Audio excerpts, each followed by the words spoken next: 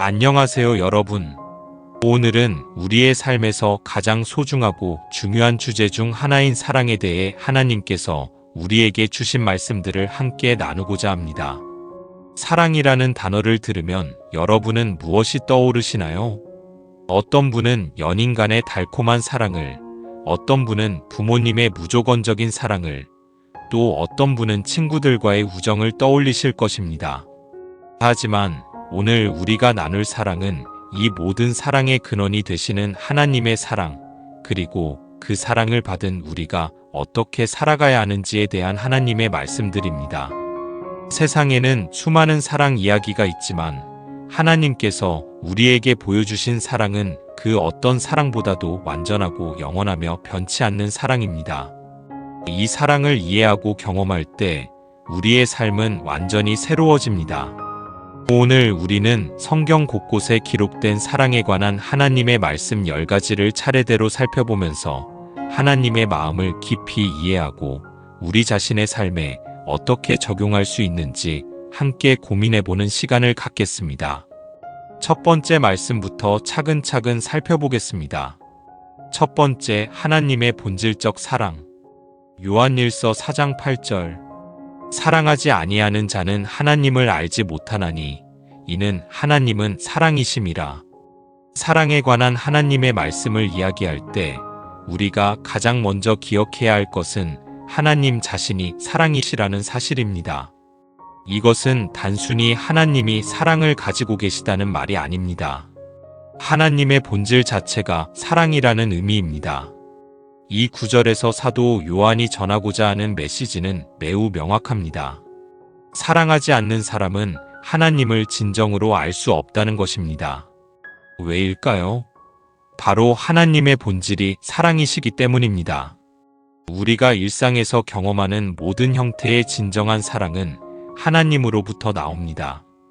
부모가 자녀를 향한 무조건적인 사랑, 부부간의 헌신적인 사랑, 친구들 사이의 깊은 우정, 이웃을 향한 따뜻한 배려, 이 모든 사랑의 근원은 바로 사랑이신 하나님께 있습니다. 하나님의 사랑은 인간의 사랑과는 차원이 다릅니다. 인간의 사랑은 조건적이고 변할 수 있습니다. 상대방이 나에게 잘해줄 때는 사랑하지만 실망시키거나 상처를 주면 사랑이 식어버리기도 합니다. 하지만 하나님의 사랑은 무조건적이고 영원불변합니다. 우리가 하나님을 사랑하기 전에 하나님이 먼저 우리를 사랑하셨습니다. 우리가 죄 가운데 있을 때도, 하나님을 외면하고 등을 돌렸을 때도 하나님의 사랑은 변하지 않았습니다. 이것이 바로 하나님의 본질적 사랑의 특징입니다. 이 말씀은 또한 우리에게 중요한 도전을 줍니다. 만약 우리가 진정으로 하나님을 안다면 우리의 삶에서 사랑이 나타나야 한다는 것입니다. 사랑이 없는 신앙은 공허한 것입니다. 하나님을 아는 지식이 아무리 많아도 사랑 없이는 하나님을 진정으로 아는 것이 아닙니다. 그렇다면 우리는 어떻게 하나님의 사랑을 경험하고 표현할 수 있을까요? 먼저 하나님께서 우리를 어떻게 사랑하시는지를 깊이 묵상해야 합니다. 그 사랑을 받아들이고 감사하며 그 사랑으로 다른 사람들을 사랑하는 것입니다. 두 번째, 하나님의 먼저 사랑하심. 요한일서 4장 19절. 우리가 사랑함은 그가 먼저 우리를 사랑하셨음이라. 이 구절은 사랑의 순서와 원리를 명확하게 보여줍니다. 모든 사랑의 시작은 하나님께 있습니다. 우리가 사랑할 수 있는 이유, 우리가 사랑해야 하는 이유, 그리고 사랑의 능력 자체가 모두 하나님의 먼저 사랑하심에서 나옵니다. 인간은 본래 이기적인 존재입니다. 타락 이후 인간의 본성은 자기중심적이 되었고 진정한 사랑을 할 수 없게 되었습니다. 우리가 사랑한다고 생각하는 것도 대부분 자기 자신을 위한 것입니다. 상대방을 사랑하는 것 같지만 실제로는 그 상대방이 나에게 주는 기쁨이나 만족감을 위해 사랑하는 경우가 많습니다. 하지만 하나님의 사랑은 완전히 다릅니다. 하나님은 우리에게서 무엇을 얻기 위해 사랑하시는 것이 아닙니다. 하나님은 이미 완전하시고 부족함이 없으신 분이십니다. 그럼에도 불구하고 하나님이 우리를 사랑하시는 것은 순전히 하나님의 본성 때문입니다. 생각해 보세요. 우리가 하나님을 찾기 전에 하나님이 먼저 우리를 찾으셨습니다. 우리가 하나님을 부르기 전에 하나님이 먼저 우리를 부르셨습니다. 우리가 회개하기 전에 하나님이 먼저 우리에게 회개할 기회를 주셨습니다. 이것이 바로 은혜입니다. 우리가 받을 자격이 없는데도 하나님이 먼저 주시는 사랑, 그것이 은혜입니다. 로마서 5장 8절에서 바울 사도는 이렇게 말합니다. 우리가 아직 죄인 되었을 때에 그리스도께서 우리를 위하여 죽으심으로 하나님께서 우리에 대한 자기의 사랑을 확증하셨느니라. 하나님의 사랑을 받은 우리는 이제 다른 사람들을 사랑할 수 있게 됩니다. 사랑받은 경험이 있어야 사랑할 수 있습니다. 하나님의 무조건적이고 변하지 않는 사랑을 경험한 사람은 다른 사람들에게도 그런 사랑을 나누어 줄 수 있습니다. 우리의 사랑이 때로 약하고 불완전할 수 있습니다. 그럴 때마다 우리는 다시 하나님의 먼저 사랑하심을 기억해야 합니다. 하나님이 우리를 얼마나 사랑하시는지, 그 사랑이 얼마나 크고 깊은지를 다시 한번 묵상하고 경험해야 합니다. 세 번째, 십자가의 사랑. 요한복음 3장 16절. 하나님이 세상을 이처럼 사랑하사 독생자를 주셨으니 이는 누구든지 그를 믿는 자마다 멸망하지 않고 영생을 얻게 하려 하심이니라. 이 구절은 성경에서 가장 유명한 구절 중 하나이며 작은 복음서라고 불리기도 합니다. 이 한 구절 안에 복음의 핵심이 모두 들어있기 때문입니다. 여기서 우리는 하나님의 사랑이 얼마나 구체적이고 실질적인지를 볼 수 있습니다. 하나님은 단순히 나는 너희를 사랑한다고 말씀만 하신 것이 아니라 실제로 행동으로 보여주셨습니다. 그것도 가장 큰 희생을 통해서 말입니다. 독생자를 주셨다는 것이 무엇을 의미하는지 생각해 보세요. 하나님에게는 예수님이 유일한 아들이십니다. 부모의 마음을 아는 분들이라면 자녀를 위험에 내보내는 것이 얼마나 어려운 일인지 아실 것입니다. 하물며 죽음이 확실한 곳으로 보내는 것은 상상할 수도 없는 일입니다. 그런데 하나님은 우리를 구원하시기 위해 독생자 예수님을 이 땅에 보내셨습니다. 예수님은 영광스러운 하늘 보좌를 버리고 이 땅에 오셨습니다. 죄 없으신 분이 죄인의 모습으로 오셨습니다. 창조주가 피조물의 모습으로 오셨습니다. 그리고 십자가에서 죽으셨습니다. 그것도 가장 잔인하고 수치스러운 방법으로 죽으셨습니다. 십자가형은 당시에 가장 무서운 사형 방법이었습니다. 로마 시민권자에게는 적용되지 않을 정도로 잔인한 형벌이었습니다. 그런데 예수님이 십자가에서 죽으신 것은 단순히 육체적 고통 때문만이 아닙니다. 더 큰 고통은 우리의 모든 죄를 대신 짊어지시는 것이었습니다. 죄가 없으신 예수님이 우리의 모든 죄를 대신 짊어지시고 하나님의 진노를 대신 받으신 것입니다. 이것이 바로 대속의 사랑입니다. 누군가가 내 대신 죽는다는 것, 그것도 나 때문에 죽는다는 것을 상상해 보세요. 그것이 바로 예수님이 우리를 위해 하신 일입니다. 이 사랑은 조건이 없습니다. 누구든지 그를 믿는 자마다라고 했습니다. 나이, 성별, 인종, 출신, 과거의 잘못과 상관없이 누구든지 예수님을 믿으면 영생을 얻을 수 있습니다. 이것이 하나님의 사랑의 포용성입니다. 또한 이 사랑은 영원한 결과를 가져옵니다. 멸망하지 않고 영생을 얻게 된다고 했습니다. 일시적인 위로나 도움이 아니라 영원한 생명을 주시는 사랑입니다. 우리는 이 십자가의 사랑을 받은 사람들입니다. 이 사랑을 받은 우리는 어떻게 살아야 할까요? 우리도 다른 사람들을 위해 희생할 수 있는 사람이 되어야 합니다. 나의 편안함, 나의 이익을 포기하고라도 다른 사람의 유익을 구하는 사람이 되어야 합니다. 네 번째, 사랑의 실천. 고린도전서 13장 4절에서 7절.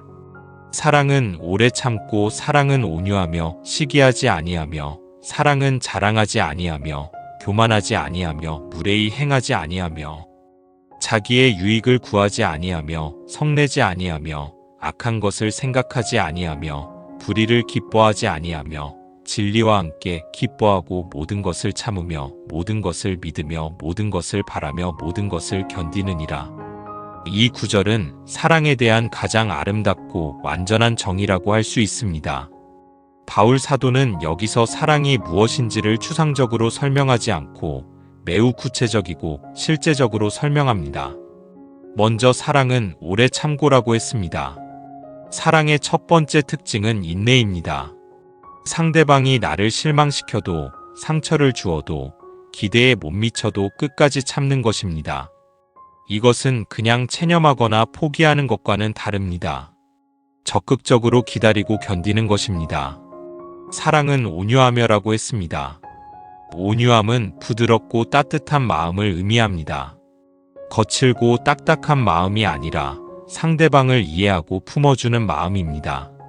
온유한 사람은 자신의 힘을 다른 사람을 해치는 데 사용하지 않고 보호하고 도움을 주는 데 사용합니다. 시기하지 아니하며라고 했습니다. 진정한 사랑은 상대방의 성공과 행복을 기뻐합니다. 질투하거나 부러워하지 않습니다. 오히려 상대방이 더 잘 되기를 원하고 그를 위해 기도하고 도움을 줍니다. 사랑은 자랑하지 아니하며 교만하지 아니하며라고 했습니다. 사랑은 겸손합니다. 자신이 얼마나 사랑하는지를 자랑하지 않고 상대방보다 자신이 더 낫다고 생각하지 않습니다. 진정한 사랑은 상대방을 높이고 자신을 낮춥니다.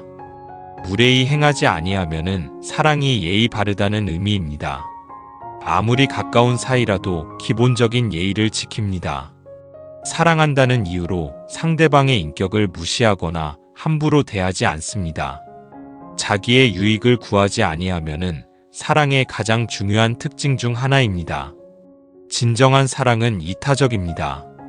자신의 이익보다는 상대방의 유익을 먼저 생각합니다. 내가 손해를 보더라도 상대방이 유익을 얻을 수 있다면 기꺼이 그렇게 합니다. 성내지 아니하면은 사랑이 감정을 절제할 수 있다는 의미입니다. 화가 날 만한 상황이 와도 쉽게 노하지 않습니다. 그리고 설사 화가 났어도 그것을 건설적인 방향으로 표현합니다. 악한 것을 생각하지 아니하면은 사랑이 상대방에 대해 좋지 않은 추측을 하지 않는다는 의미입니다. 상대방의 행동을 가장 좋은 의미로 해석하려고 노력합니다. 불의를 기뻐하지 아니하며 진리와 함께 기뻐하고는 사랑이 도덕적 분별력을 가지고 있다는 의미입니다. 잘못된 것을 옳다고 하지 않고 진리와 정의를 사랑합니다. 마지막으로 모든 것을 참으며 모든 것을 믿으며 모든 것을 바라며 모든 것을 견디는이라는 사랑의 포괄성과 영속성을 보여줍니다. 사랑은 모든 상황에서 희망을 잃지 않고 끝까지 견딥니다. 이런 사랑을 완벽하게 보여주신 분이 바로 예수님입니다. 우리는 이 사랑을 본받아 살아가야 합니다.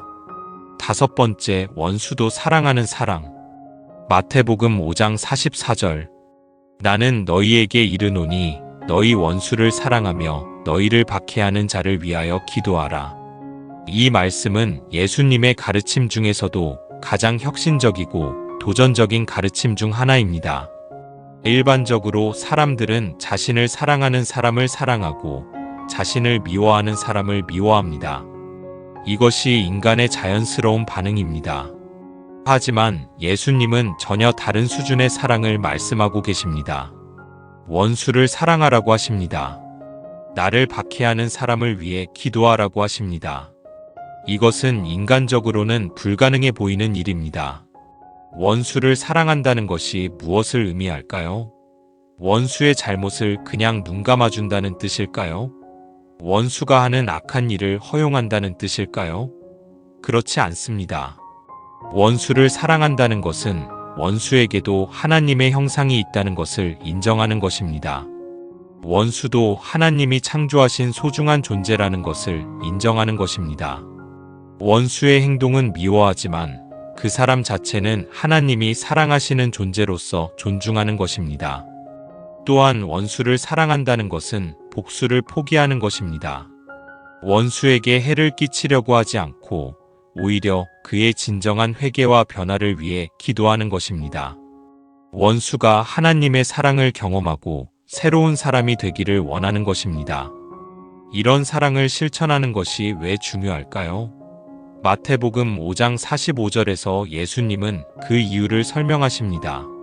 이같이 한즉 하늘에 계신 너희 아버지의 아들이 되리니 이는 하나님이 그 해를 악인과 선인에게 비추시며 비를 의로운 자와 불의한 자에게 내려주심이라.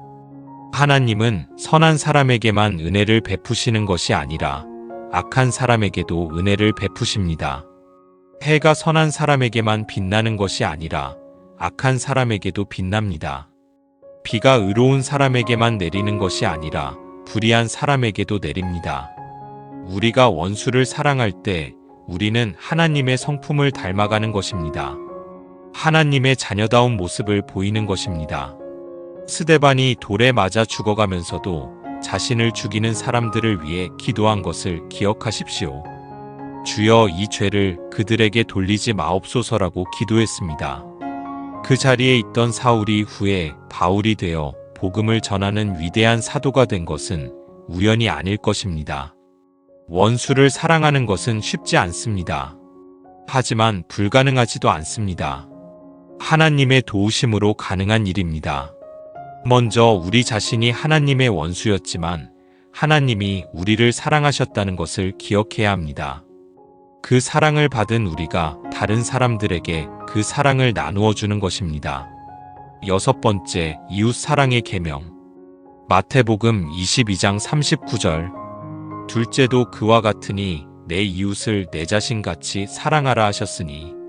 예수님께서 가장 큰 계명이 무엇이냐는 질문을 받았을 때 첫째는 하나님을 사랑하는 것이고 둘째는 이웃을 자기 자신같이 사랑하는 것이라고 답하셨습니다. 그리고 이 두 계명에 온 율법과 선지자가 달려있다고 말씀하셨습니다. 이웃을 자기 자신같이 사랑한다는 것은 무엇을 의미할까요? 먼저 우리가 자기 자신을 어떻게 사랑하는지를 생각해 봅시다. 우리는 자신의 필요를 잘 압니다. 배가 고프면 음식을 먹고 목이 마르면 물을 마십니다. 아프면 치료를 받고 위험하면 피합니다. 자신의 행복과 안전을 위해 최선을 다합니다. 이웃을 자기 자신같이 사랑한다는 것은 이웃의 필요를 자신의 필요처럼 민감하게 느끼고 이웃의 행복을 자신의 행복처럼 기뻐하며 이웃의 아픔을 자신의 아픔처럼 아파하는 것입니다. 하지만 여기서 중요한 것은 건전한 자기 사랑이 전제되어야 한다는 것입니다.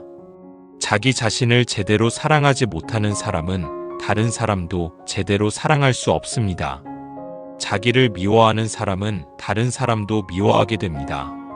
건전한 자기 사랑이란 하나님이 나를 사랑하신다는 사실을 받아들이고 하나님의 형상으로 창조된 나 자신을 소중히 여기는 것입니다. 나의 약점과 부족함을 인정하면서도 하나님의 은혜로 변화되고 성장할 수 있는 존재로서 자신을 사랑하는 것입니다. 이런 건전한 자기 사랑을 바탕으로 할 때 우리는 다른 사람들도 진정으로 사랑할 수 있습니다.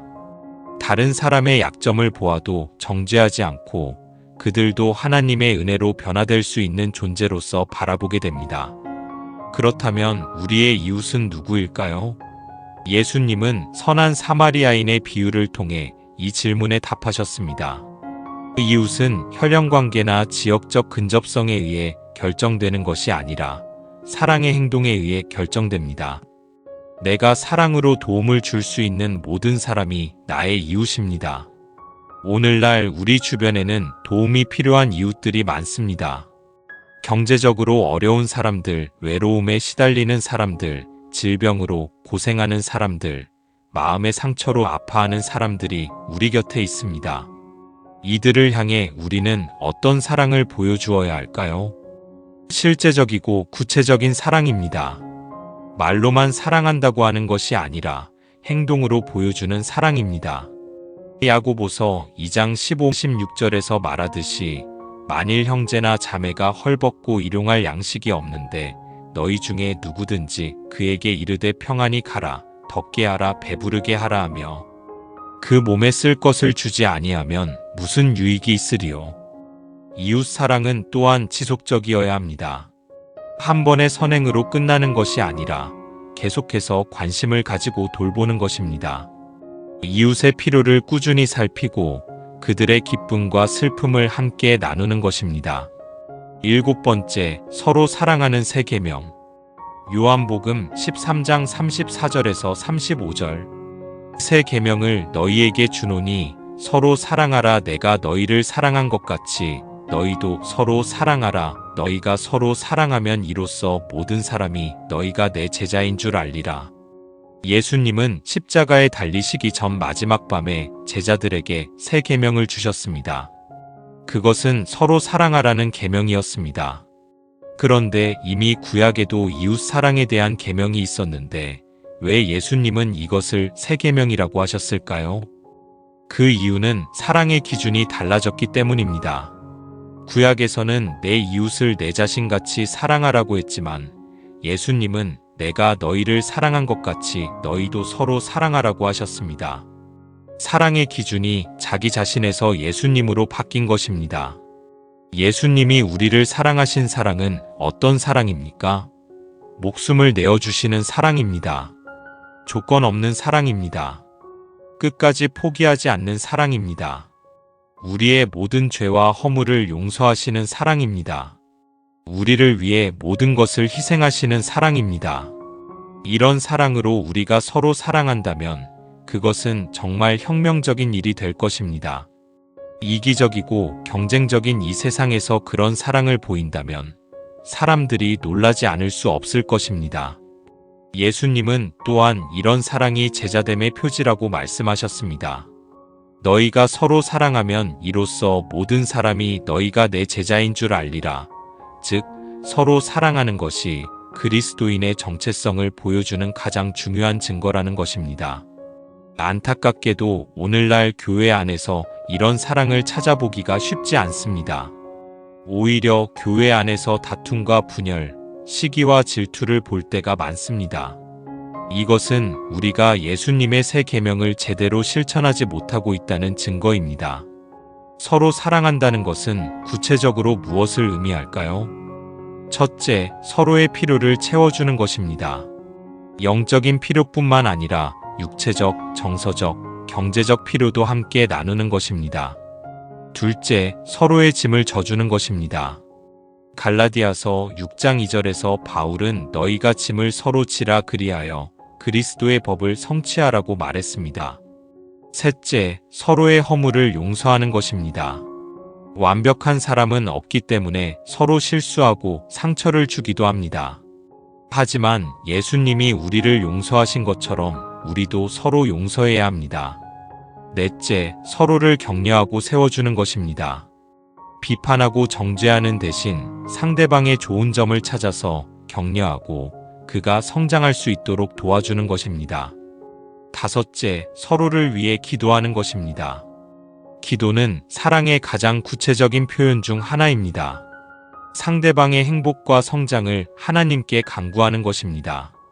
이런 사랑을 실천할 때 교회는 진정한 그리스도의 몸이 되고 세상 사람들이 보고 감동받을 수 있는 공동체가 됩니다. 8번째, 사랑의 실천과 행함. 요한일서 3장 18절. 자녀들아, 우리가 말과 혀로만 사랑하지 말고 행함과 진실함으로 하자. 사도 요한은 이 구절에서 진정한 사랑의 특징을 명확하게 보여줍니다.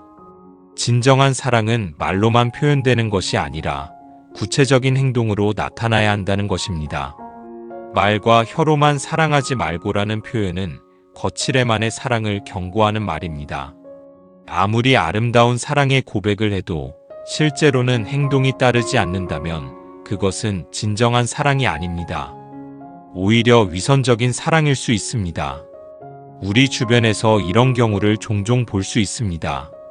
사랑한다는 말은 자주 하지만 정작 상대방이 어려울 때는 도움을 주지 않는 경우, 기도하겠다고 말하면서 실제로는 기도하지 않는 경우, 걱정된다고 말하면서 실제로는 관심을 갖지 않는 경우들입니다. 반대로 행함과 진실함으로 사랑한다는 것은 말보다는 행동을 통해 사랑을 표현하는 것입니다. 때로는 말이 없어도 행동만으로도 충분히 사랑을 전달할 수 있습니다. 행함이라는 것은 구체적인 실천을 의미합니다. 배고픈 사람에게 음식을 주고 목마른 사람에게 물을 주며 춥고 헐벗은 사람에게 옷을 주는 것입니다. 외로운 사람과 함께 시간을 보내고 슬퍼하는 사람을 위로하며 어려운 일이 있을 때 실제적인 도움을 주는 것입니다. 진실함이라는 것은 순수한 동기를 의미합니다. 다른 사람들에게 보이기 위해서나 무언가를 얻기 위해서가 아니라 순전히 사랑하는 마음에서 행동하는 것입니다. 겉과 속이 다르지 않고 마음과 행동이 일치하는 것입니다.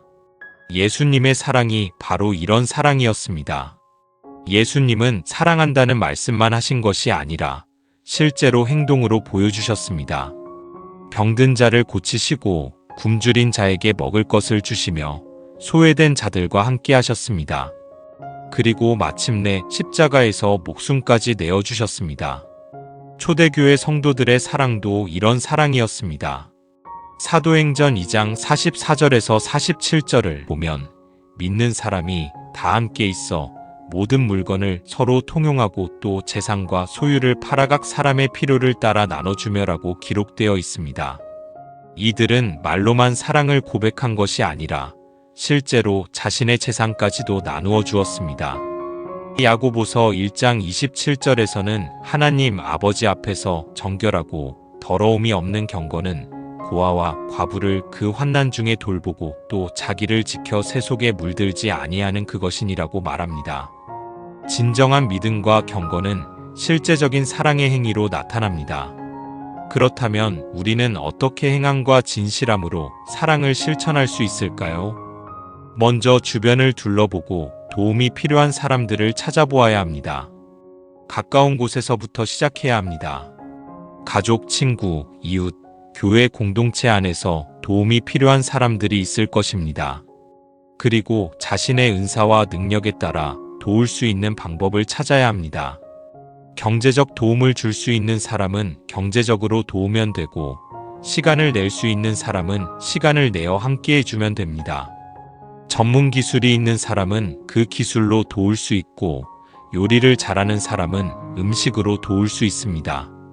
중요한 것은 시작하는 것입니다. 작은 것부터라도 시작해서 꾸준히 실천해 나가는 것입니다. 9번째, 하나님의 사랑 안에 거함. 요한일서 4장 16절.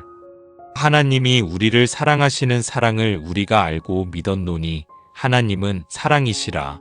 사랑 안에 거하는 자는 하나님 안에 거하고 하나님도 그의 안에 거하시느니라. 이 구절은 사랑의 신학적 깊이를 보여주는 중요한 말씀입니다. 여기서 사도 요한은 하나님의 사랑과 우리의 관계에 대해 설명하고 있습니다. 하나님이 우리를 사랑하시는 사랑을 우리가 알고 믿었노니라는 말씀에서 안다는 것과 믿는다는 것의 차이를 생각해 봅시다. 아는 것은 지적인 이해를 의미하고 믿는 것은 인격적인 신뢰를 의미합니다. 하나님의 사랑을 머리로만 아는 것이 아니라 마음으로 받아들이고 경험하는 것이 중요합니다. 많은 사람들이 하나님의 사랑에 대해 알고는 있지만 실제로 그 사랑을 경험하지는 못하고 있습니다. 성경에서 하나님의 사랑에 대해 배우고 설교를 통해 듣기도 하지만 자신의 삶에서 그 사랑을 실제로 느끼지 못하는 경우가 많습니다. 하나님의 사랑을 경험하기 위해서는 어떻게 해야 할까요? 먼저 하나님께서 나를 어떻게 사랑하시는지를 구체적으로 묵상해야 합니다. 나를 창조하시고 구원하시고 매일 인도하시고 보호하시는 하나님의 사랑을 하나하나 생각해 보는 것입니다. 또한 하나님의 말씀을 통해 하나님의 마음을 이해해야 합니다. 성경 전체가 하나님의 사랑 이야기입니다. 아담과 하와가 범죄했을 때도, 이스라엘 백성들이 반역했을 때도 하나님은 포기하지 않으시고 계속 사랑하셨습니다. 그리고 기도를 통해 하나님과 개인적인 관계를 맺어야 합니다. 하나님의 사랑은 추상적인 개념이 아니라 개인적이고 친밀한 관계 안에서 경험되는 것입니다. 사랑 안에 거하는 자는 하나님 안에 거하고 하나님도 그의 안에 거하시느니라는 말씀은 매우 중요한 영적 진리를 담고 있습니다. 사랑 안에 거한다는 것은 사랑을 인생의 원리로 삼고 사는 것을 의미합니다. 하나님의 사랑을 받고 그 사랑으로 다른 사람들을 사랑하며 모든 생각과 말과 행동을 사랑의 동기에서 하는 것입니다. 이런 사람은 하나님과 깊은 연합을 경험하게 됩니다. 반대로 미움과 시기, 분노와 복수의 마음을 품고 사는 사람은 하나님과 멀어지게 됩니다. 하나님은 사랑이시기 때문에 사랑하지 않는 마음과는 조화를 이룰 수 없기 때문입니다. 사랑 안에 거한다는 것은 또한 평안을 의미합니다. 사랑하는 마음에는 두려움이 없습니다. 요한일서 4장 18절에서 사랑 안에 두려움이 없고 온전한 사랑이 두려움을 내쫓나니라고 말합니다. 하나님의 사랑을 확신하는 사람은 어떤 상황에서도 평안할 수 있습니다. 어려운 일이 와도 사람들이 배신해도 건강이 나빠져도 하나님의 변하지 않는 사랑을 믿기 때문에 절망하지 않습니다. 또한 사랑 안에 거하는 사람은 다른 사람들에게도 평안을 전해줍니다. 사랑받는 사람이 사랑을 나누어 주듯이 하나님의 사랑 안에 거하는 사람은 그 사랑을 다른 사람들에게 흘려보냅니다. 이것이 바로 그리스도인의 삶의 비밀입니다. 하나님의 사랑을 알고 믿고 경험하며 그 사랑 안에 거하는 것입니다. 10번째, 영원한 사랑. 예레미야 31장 3절. 옛적에 여호와께서 나에게 나타나사 내가 무궁한 사랑으로 너를 사랑하기에 인자함으로 너를 이끌었다 하였노라. 마지막으로 살펴볼 말씀은 구약 예레미야서의 말씀입니다. 이 말씀은 하나님의 사랑의 영원성과 변치 않음을 보여줍니다. 무궁한 사랑이라는 표현은 히브리어로 아하바트 올람인데 이는 영원한 사랑, 끝없는 사랑이라는 의미입니다. 하나님의 사랑에는 시작이 있지만 끝이 없습니다. 하나님이 우리를 사랑하기 시작하신 것은 우리가 존재하기 전부터이고 그 사랑은 영원히 계속될 것입니다. 인간의 사랑은 변합니다. 처음에는 뜨거웠던 사랑도 시간이 지나면서 식어지기도 하고 상대방이 기대에 못 미치면 실망하여 사랑이 줄어들기도 합니다. 때로는 사랑이 미움으로 바뀌기도 합니다. 하지만 하나님의 사랑은 결코 변하지 않습니다. 우리가 하나님을 실망시켜도, 죄를 지어도, 하나님을 외면해도 하나님의 사랑은 변하지 않습니다. 이것이 바로 무궁한 사랑, 영원한 사랑입니다. 인자함으로 너를 이끌었다는 말씀도 중요합니다. 하나님은 강압적으로 우리를 끌고 가시지 않습니다. 인자함, 즉 친절하고 부드러운 방법으로 우리를 이끄십니다. 때로는 징계하시기도 하지만 그것도 사랑의 징계입니다. 이 말씀의 역사적 배경을 살펴보면 더욱 감동적입니다. 이 말씀이 주어진 때는 이스라엘이 바벨론의 포로로 잡혀간 시기였습니다. 이스라엘 백성들은 자신들이 하나님께 버림받았다고 생각했을 것입니다. 조국을 잃고 성전이 파괴되고 이방 땅에서 포로 생활을 하게 된 것이 하나님의 사랑이 끝났다는 증거라고 생각했을 수도 있습니다. 하지만 하나님은 이런 절망적인 상황에서 내가 무궁한 사랑으로 너를 사랑한다고 말씀하셨습니다. 현재의 어려운 상황이 하나님의 사랑이 끝났다는 의미가 아니라는 것입니다. 오히려 이 모든 과정도 하나님의 사랑의 계획 안에 있다는 것입니다. 우리도 인생을 살면서 하나님의 사랑을 의심하게 되는 순간들이 있습니다. 기도에도 응답되지 않을 때, 질병이나 사고를 당했을 때, 사랑하는 사람을 잃었을 때, 사업이 실패했을 때 등등. 이런 때에 하나님이 정말 나를 사랑하실까? 라는 의문이 들 수 있습니다. 하지만 이런 때일수록 우리는 하나님의 무궁한 사랑을 기억해야 합니다. 현재의 상황과 상관없이 하나님의 사랑은 변하지 않습니다. 로마서 8장 38-39절에서 바울 사도가 말한 것처럼 사망이나 생명이나 천사들이나 권세자들이나 현재일이나 장래일이나 능력이나 높음이나 깊음이나 다른 어떤 피조물이라도 우리를 우리 주 그리스도 예수 안에 있는 하나님의 사랑에서 끊을 수 없으리라. 하나님의 영원한 사랑을 믿는 사람은 어떤 상황에서도 절망하지 않습니다. 현재가 어두워도 미래에 대한 희망을 가집니다. 하나님의 사랑이 영원하다면 하나님의 계획도 반드시 성취될 것이기 때문입니다. 또한 하나님의 영원한 사랑을 경험한 사람은 다른 사람들도 영원한 관점에서 사랑하게 됩니다. 한순간의 감정이나 상황에 휘둘리지 않고 끝까지 사랑으로 참고 견디게 됩니다. 지금까지 우리는 사랑에 관한 하나님의 말씀 10가지를 살펴보았습니다. 첫째, 하나님은 사랑이시라는 본질적 진리. 둘째, 하나님이 먼저 우리를 사랑하셨다는 은혜. 셋째, 십자가를 통해 보여주신 희생적 사랑. 넷째, 구체적으로 실천해야 할 사랑의 모습들. 다섯째, 원수까지도 사랑하는 초월적 사랑. 여섯째, 이웃을 자신처럼 사랑하는 계명. 일곱째, 서로 사랑하는 새로운 계명. 여덟째, 말이 아닌 행함으로 보이는 사랑. 아홉째, 하나님의 사랑 안에 거하는 삶. 열째, 영원히 변치 않는 하나님의 사랑. 이 모든 말씀들을 통해 우리가 깨달을 수 있는 것은 사랑이 그리스도인의 삶의 중심이라는 것입니다. 사랑 없는 신앙은 공허하고 사랑 없는 삶은 의미가 없습니다. 그렇다면 오늘 이 말씀을 들은 우리는 어떻게 살아야 할까요? 먼저 하나님의 사랑을 더 깊이 경험해야 합니다. 하나님이 나를 얼마나 사랑하시는지를 묵상하고 그 사랑을 마음으로 받아들여야 합니다. 매일 하나님의 사랑을 확인하고 감사하는 시간을 가져야 합니다. 둘째, 하나님의 사랑을 받은 만큼 다른 사람들을 사랑해야 합니다. 가장 가까운 가족부터 시작해서 친구들, 이웃들, 더 나아가서는 원수까지도 사랑하는 삶을 살아야 합니다. 셋째, 사랑을 말로만 하지 말고 행동으로 보여주어야 합니다. 구체적이고 실제적인 도움을 통해 사랑을 표현해야 합니다.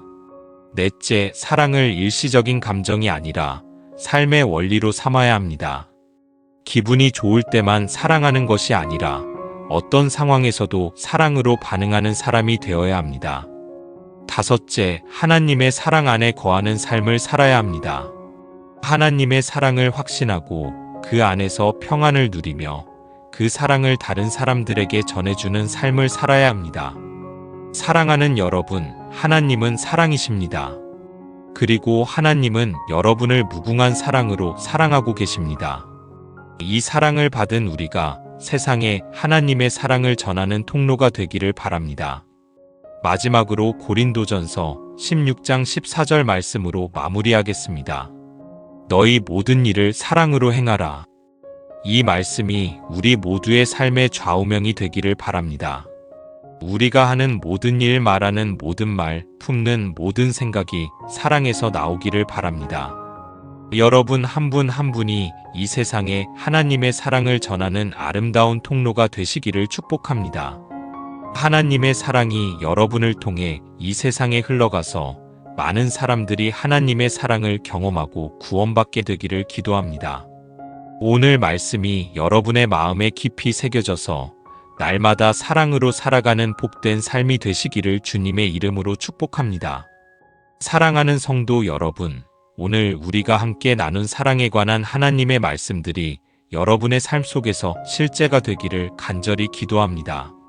하나님의 사랑은 단순한 지식이나 교리가 아니라 우리의 삶을 완전히 변화시키는 능력입니다. 이 사랑을 경험한 사람은 더 이상 예전과 같을 수 없습니다. 반드시 변화됩니다. 그 변화는 바로 사랑하는 삶입니다. 하나님을 사랑하고 이웃을 사랑하며 심지어 원수까지도 사랑하는 삶입니다. 이런 삶을 사는 사람이야말로 진정한 그리스도의 제자요, 하나님의 자녀입니다. 여러분 모두가 하나님의 무궁한 사랑 안에서 풍성한 삶을 누리시고 그 사랑을 이 세상에 전하는 아름다운 사명자들이 되시기를 주님의 이름으로 축복합니다.